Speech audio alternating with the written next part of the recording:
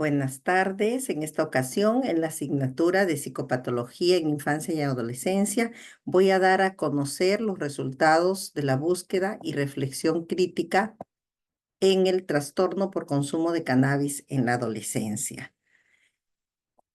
Iniciaré esta exposición con una introducción, luego con la base neuropsicológica del trastorno, donde abarcaremos los mecanismos neurobiológicos del THC, los dominios alterados a nivel neuropsicológico y también así como también los dominios preservados y las respectivas conclusiones y reflexiones a las que hemos llegado a concluir.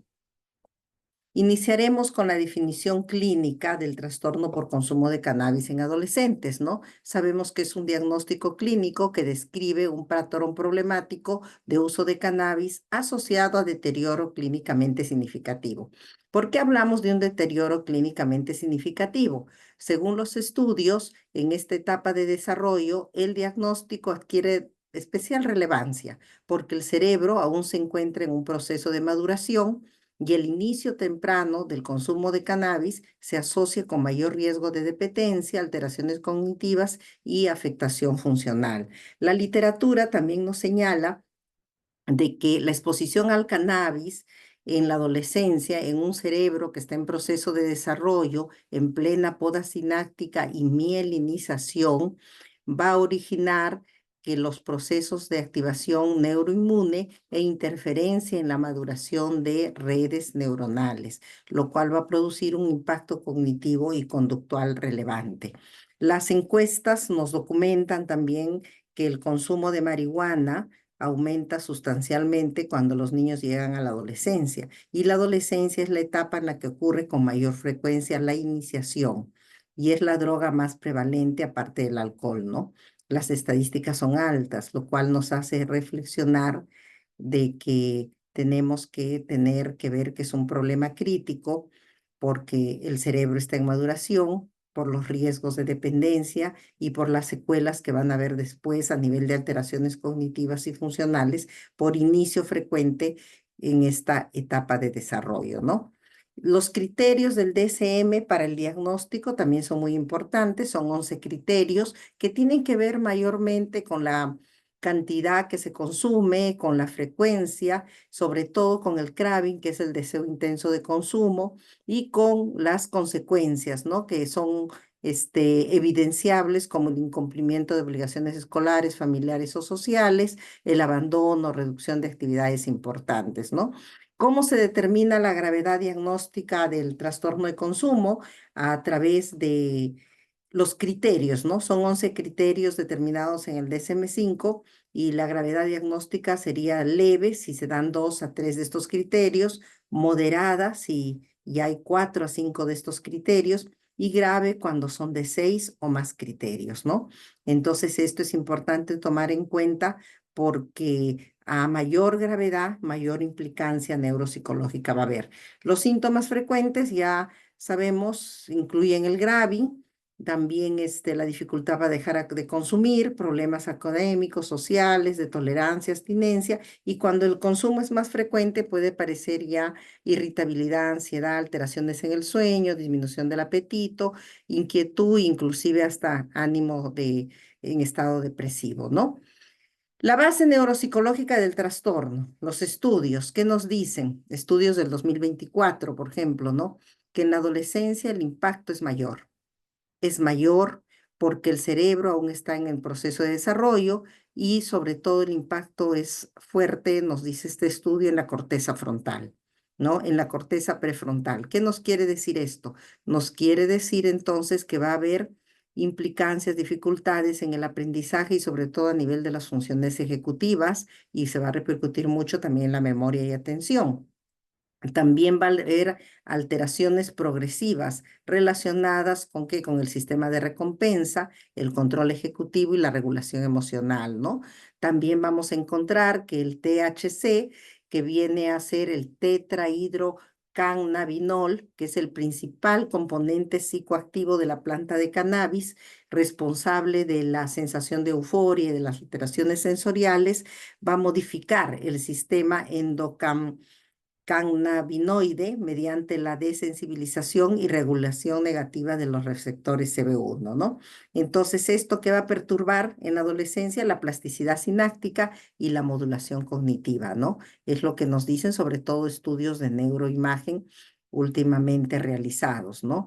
Entonces, también, como les decía, se alteran, también nos dicen los circuitos de recompensa, la respuesta al estrés, lo que favorece la impulsividad y la persistencia en el consumo, ¿no? Entonces vemos pues que hay bases neuropsicológicas que son muy obvias en este trastorno.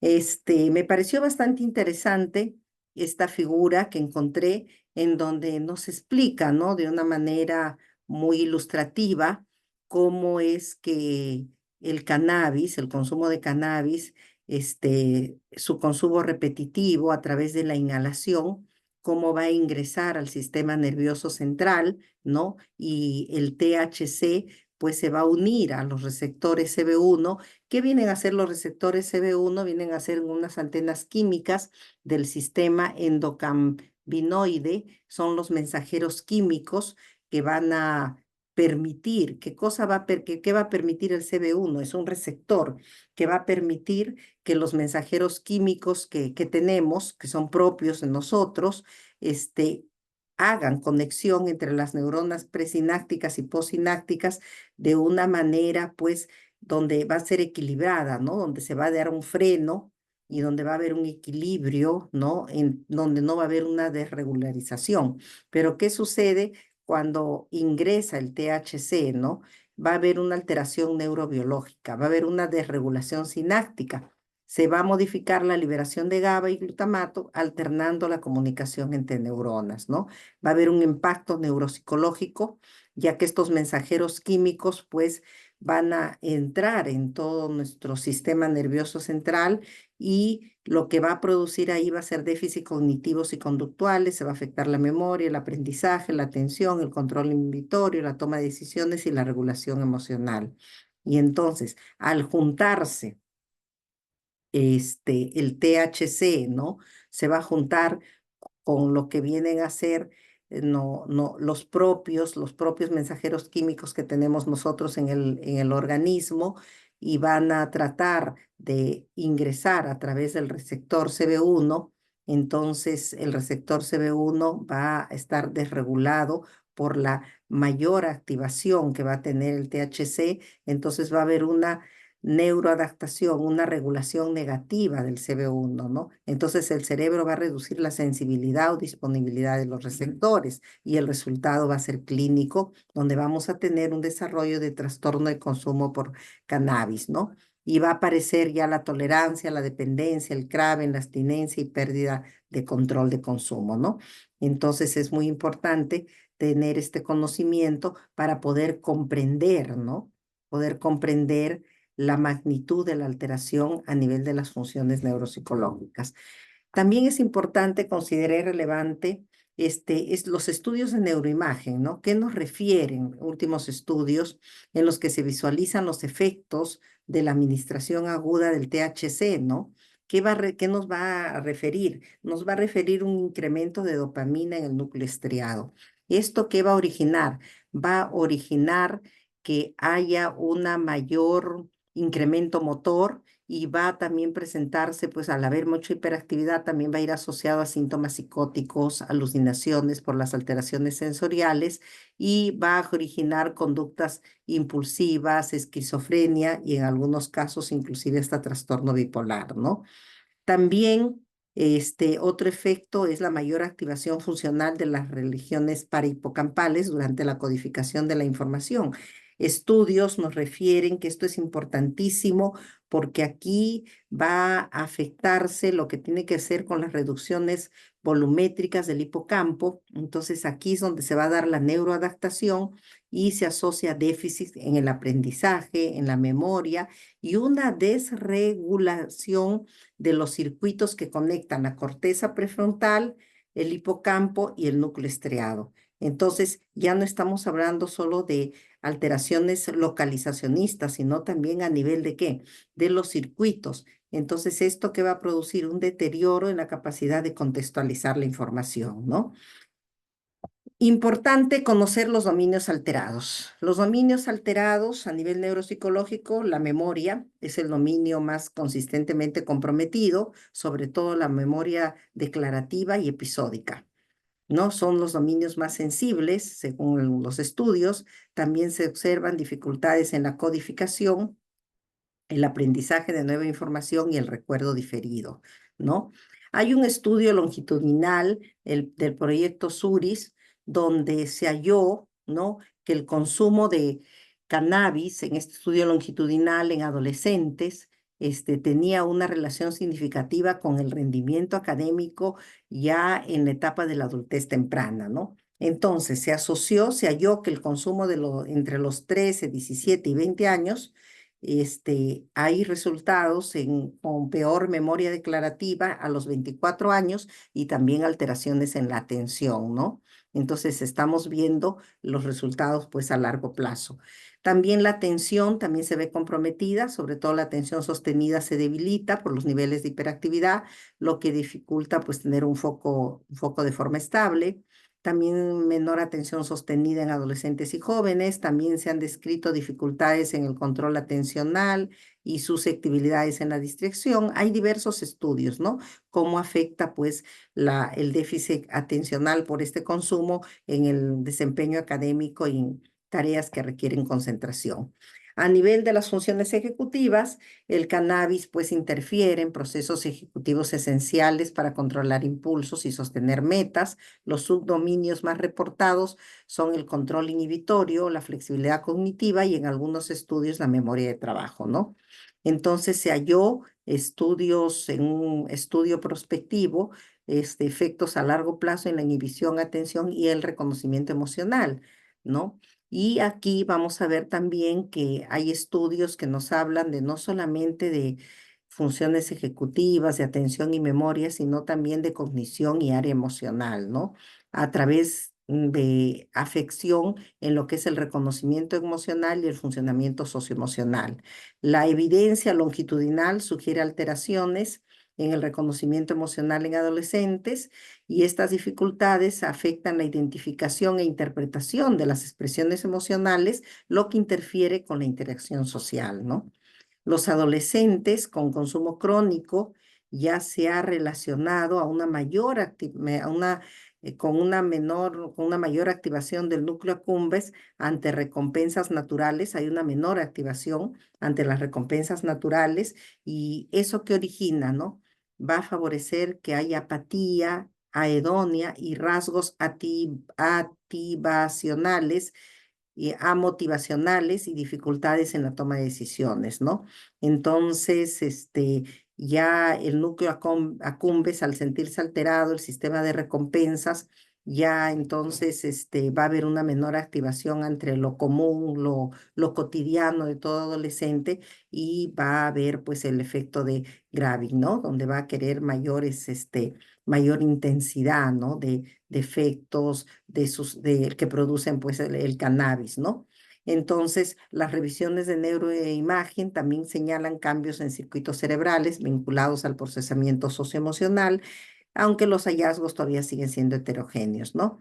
Entonces, podemos considerar que la cognición social y el procesamiento emocional son áreas pues emergentes de alteración neuropsicológica en la adolescencia. Dominios preservados. Aquí tenemos que tener en cuenta que no todo el funcionamiento neuropsicológico se afecta por igual. Mucho va a depender aquí la frecuencia y la duración del consumo. ¿Por qué? Porque se sugiere que algunos subdominios pueden mantenerse relativamente preservados.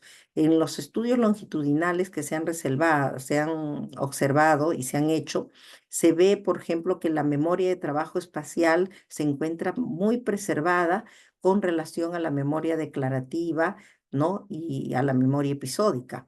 Entonces vemos que hay áreas como este tipo de memoria de trabajo espacial que se encuentra preservada, pero mucho, como les digo, relativamente. Va a depender mucho de la frecuencia y duración del consumo porque eso va a determinar pues la gravedad, ¿no? Y a mayor gravedad va a haber mayores alteraciones. Cuando de repente el consumo es menor, es leve, ¿no? hay pocos indicadores, de repente las afecciones son menores, ¿no? Entonces, podemos concluir en síntesis los hallazgos, según las investigaciones, los estudios, que el trastorno por consumo de cannabis en adolescentes se relaciona con alteraciones neurológicas, neuropsicológicas muy significativas. Los dominios más comprometidos son la memoria, la atención y las funciones ejecutivas. También se reportan dificultades en la cognición social y el procesamiento emocional, y la acción repetida del THC produce cambios neurobiológicos que afectan la regulación cognitiva y conductual. O sea, tenemos una base neurobiológica bastante sólida, ¿no? Lo que nos muestran inclusive los estudios y a través sobre todo los estudios de neuroimagen. A nivel de dominios preservados, no se observan asociaciones significativas en lo que es el compromiso con la memoria de trabajo espacial. La evidencia disponible que tenemos nos permite sostener que el trastorno por consumo de cannabis en adolescentes sí se asocia con alteraciones neuropsicológicas, sobre todo en memoria, atención y funciones ejecutivas, con una base empírica muy relevante y consistente, además del sustento neurobiológico. Sin embargo, también podemos decir que algunos hallazgos que hemos ido leyendo siguen siendo variables, sobre todo a nivel metodológico, ¿no? Sobre todo lo que se refiere al tamaño de las muestras.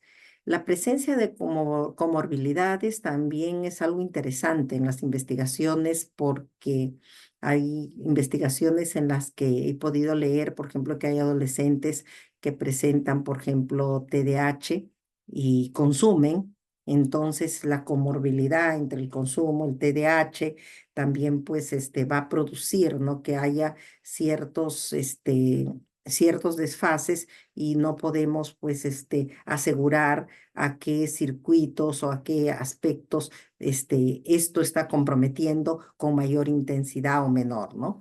También la variabilidad en la intensidad del consumo. No todos los adolescentes consumen por igual. Entonces ahí tenemos que tener mucho cuidado con la muestra, por lo que aún se necesitan investigaciones más homogéneas, ¿no? Y longitudinales sobre todo.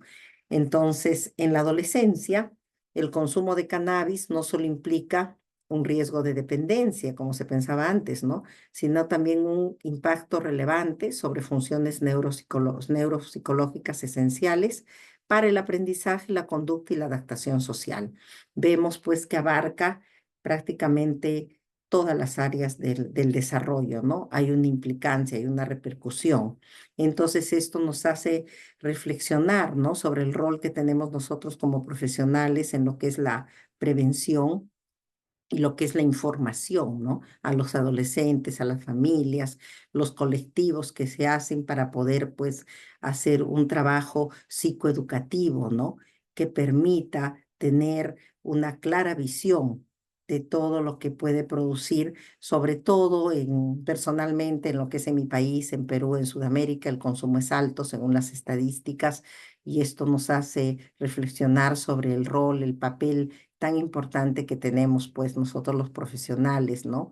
En la psicología, para poder pues aportar, ¿no? En, en esta área, a través en lo que se refiere pues al tratamiento que se da a la rehabilitación cognitiva en la adolescencia, ¿no? Bueno, es todo lo que puedo aportar. Muchas gracias.